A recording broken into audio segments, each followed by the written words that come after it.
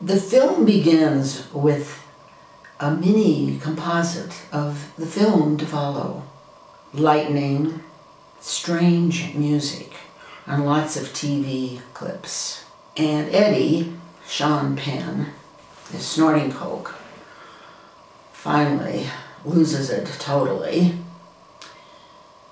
And when he sort of comes to, says, "I'm comatose." The title follows, and an exceptional film. It's all there in the prelude. Because of all the characters in this film, Sean Penn, Eddie, is the only one that has any layers of self-awareness. The role of Mickey is very one-dimensional. He's an egotistic, self-assured manipulator and uses Eddie in a way to verify and strengthen his self-appointed authority figure. It's Eddie that drifts in and out of layers of self-examination and torment. So you start to wonder, is Mickey really that obnoxious a character, that one-dimensional a character? Or is it Mickey as seen by Eddie? Eddie has lots of good lines, and one of them being, we're all just backgrounds to each other's lives. And this is certainly true for this film. They're all backgrounds to Eddie's life. Mickey doesn't come up with very many ideas on his own. Eddie will present some idea that Mickey rejects hands down, and then comes around in time to adapt it to his own character and take over the idea that Eddie had presented that Mickey first rejects. He then starts preaching on as though he is the definitive authority on this idea, leaving Eddie sort of stranded. He's lost his footing. He doesn't understand what Mickey has done, however, repeatedly. When Mickey takes on these roles, some of them are hilarious. There is one where he is, in my opinion, doing a parody of Werner Erhard and Est. He's got it down really cold. You have their arguments, like the one between two cars near the beginning of the film, where they look like equals. But on a more close examination, you see that Eddie doesn't have a chance against Mickey's expertise. Every once in a while, Eddie will come up with some line that seems cliche and seems saccharine, but it could also be viewed as something that's coming from deeper within him, and a kind of honesty, so that when Mickey goes to bed with Eddie's girlfriend, Darlene, and kind of flaunts it,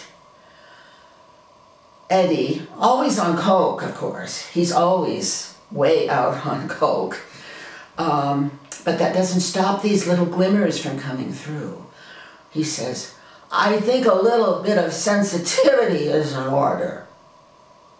Well, that's coming from somewhere in his character, and it's actually, the language is quite honest and revealing. He's full of those kinds of lines. Another one, I am my own biggest distraction. He's got it nailed. He sees his problem. There's also been quite a bit of talk about the females. People criticizing Drazan, saying that he's a misogynist, it's terrible the way the women are treated and everything. I think they really miss the point, or even see what's happening. Women being lost in some kind of an argument, like the argument between Darlene and Eddie on top of the mountain in the car. It's an expose of the difficulty of carrying on an argument and the inability to understand what each other are saying. And as for Donna, the little 15-year-old that Artie gives Eddie and Mickey, she's not doing anything against her will. And her character develops in scope and depth as the movie proceeds, till when you get to the end and she's practically saving his life, Eddie's life, from the swimming pool where he's maybe drowning. She is so on top of it. She is so comforting and compassionate. I think she's a wonderful character. I think she's a tribute to female strength. I don't think we have to get all in a politically incorrect state of mind about this, because she was treated like a gift that they could do whatever they wanted to with. Meg Ryan also, she understands the difficulty of her life. She's lost in the drug scene. She's a prostitute. But like she says, I don't fuck anybody I don't want to. And at one point she gives a description of her life. She's trying to describe what it's been like for her. She says, desperation is my level of expertise. It's such a dispassionate evaluation of the mess her life is in. It's also very self-aware. One scene that is an example of Mickey taking over Eddie's idea. Eddie's trying to figure out Phil's note that he left. Is it a suicide note? Was he planning to drive off that cliff? He's trying to figure out a way to decipher the note and see what it really means, because it's rather oblique. And he comes up with the idea that if you did an anagram of the first letter of all the words, you might come up with the answer. Mickey just laughed at that. It's an absurd idea.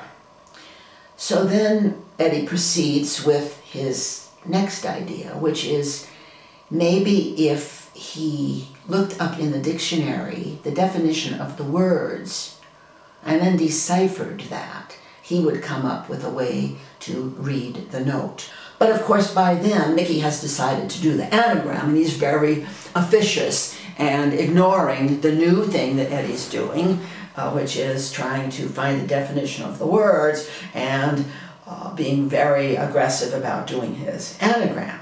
The scene where Eddie comes up with the analysis based on his definitions is way beyond anything we ever thought Eddie as a character was capable of doing. So I have accident, a happening that is not expected, foreseen, or intended, an unfortunate occurrence or mishap, sudden fall, collision, usually resulting in physical injury, and destiny. We have the inevitable or necessary succession of events, what will necessarily happen to any person or thing. So, if you die in a happening that is not foreseen, expected, or intended, you understand the necessary and inevitable succession of events. Of course, it passes right over Mickey's head. And there's also the discussion of who is meaning what to whom. What I'm saying, I don't know what I mean, but I know what I'm saying. Is that what you mean? Yeah. Right, but it's not like anybody knows what anything means, right? It's not like anybody knows that. So at least I know I don't know what I mean. It's better than most people. They probably think they know what they mean, not just what they think they mean.